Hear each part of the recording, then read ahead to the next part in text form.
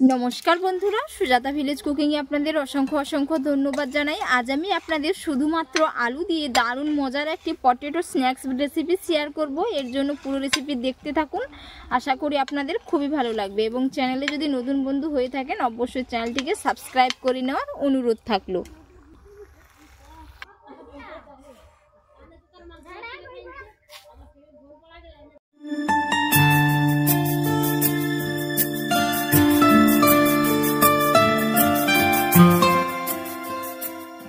শুধুমাত্র আলু দিয়ে আজ আমি আপনাদের পটেটো স্ন্যাক্স বানিয়ে দেখাবো। এর জন্য পুরো রেসিপি দেখতে থাকুন। তো এখানে আমি 3টে আলু নিয়েছি। তো আলুগুলোর খোসা আমি খুব ভালো করে পরিষ্কার করে ধুয়ে নিয়েছি। তো এবার আমি আলুগুলোকে পিস পিস করে কেটে নেব। আপনারা চাইলে এগুলো আস্ত রেখেও সেদ্ধ করে নিতে পারেন। আলুগুলো এরকম পিসেস করে কেটে নেব।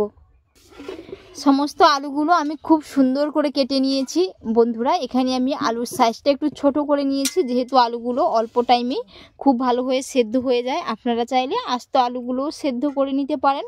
তো এবার আমি এগুলো সেদ্ধ করে নেব। আলুগুলো আমি খুব সুন্দর করে সেদ্ধ করে নিয়েছি এই যে।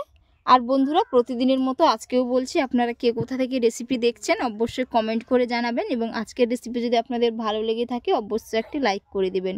তো এখানে আমি 1 চামচ লাল লঙ্কার গুঁড়ো নিচ্ছি, দিয়ে দেব। আর মাত্র কয়েকটি উপকরণ দিয়েই কিন্তু বানিয়ে দেখাবো। হাতের কাছে সবসময় উপকরণগুলো থাকে, সেগুলোই দিয়ে বানিয়ে দেখাবো। তো এবার দিয়ে দেবো এর মধ্যে 1 চামচ জিরের গুঁড়ো।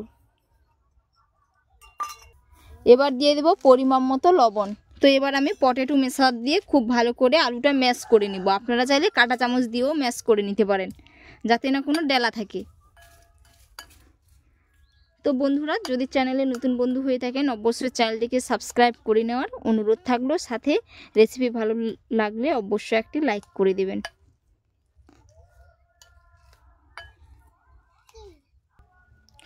খুব ভালো করে ম্যাশারে এই যে একেবারেই মিহি করে ম্যাশ করে নিয়েছি। এবার আমি এর মধ্যে দিয়ে দেব এই চামচের মাপ করে 2 চামচ সাদা তেল। আর 1 চামচ দিয়ে দেব। এবার আমি এই চামচের মাপ করে দিয়ে দেব 3 চামচ কর্নফ্লাওয়ার। তো বন্ধুরা, যাদের কাছে কর্নফ্লাওয়ার নেই তারা কিন্তু এখানে অ্যারারুট দিতে পারেন কিংবা ময়দারও ব্যবহার করতে পারেন। আরও 2 চামচ দিয়ে দেব।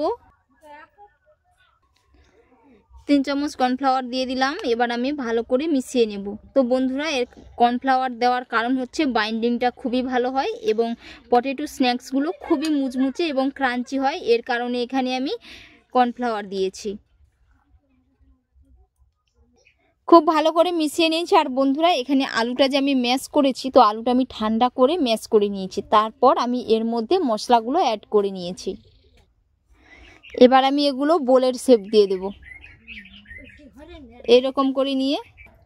এবার আমি এইরকম করে বোলের শেপ দিয়ে দেব। এরকম গোল গোল করে ঘুরিয়ে নিব। খুব বেশি বড় করব না এবং খুব বেশি ছোট করব না, মিডিয়াম সাইজের বোলগুলো বানিয়ে নেব।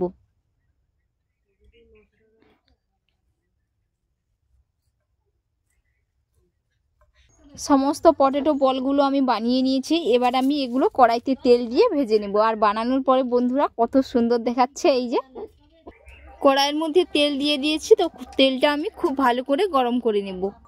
তেলটা খুব ভালো হয়ে গরম হয়ে গেছে। এবার আমি পটেটো বলগুলো এর মধ্যে দিয়ে দিচ্ছি। সমস্ত বলগুলো দিয়ে দিয়েছি। এবার আমি খুব ভালো করে এগুলো ভেজে নেব। এবার আমি 1 পিঠ উল্টে নেব। এরকম উল্টে পাল্টে খুব সুন্দর করে লাল লাল একেবারে মুচমুচে করে ভেজে নেব। খুব সুন্দর করে ভেজে নিয়েছি। এবার আমি এগুলো তুলে নেব।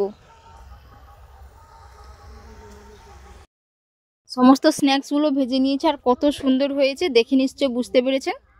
আওয়াজটা খালি শুনুন, এই যে আওয়াজটা শুনেই বুঝতে পেরেছেন যে কত সুন্দর হয়েছে। তো বন্ধুরা, আপনারা কিন্তু অবশ্যই বাড়িতে একবার বানিয়ে নেবেন, খেতে পুরো দুর্দান্ত হয়। আর এতক্ষণ পুরো রেসিপি দেখার জন্য আপনাদের অসংখ্য অসংখ্য ধন্যবাদ থাকলো। আপনাদের সাথে নেক্সট অন্য একটি রেসিপিতে দেখা হচ্ছে। আপনারা ভালো থাকবেন, সুস্থ থাকবেন।